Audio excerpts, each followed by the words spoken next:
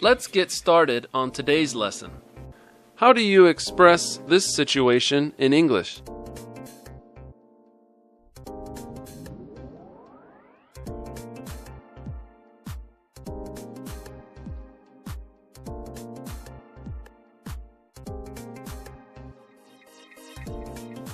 To be perched.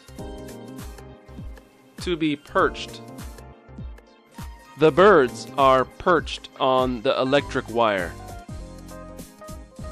To be perched means to be sitting at a high place.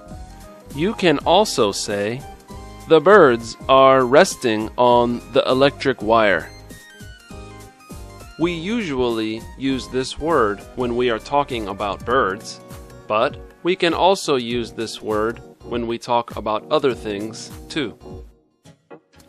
This word is usually used in the passive voice.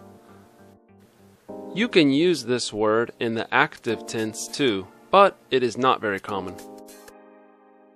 For example, the leopard perched itself high up in the tree.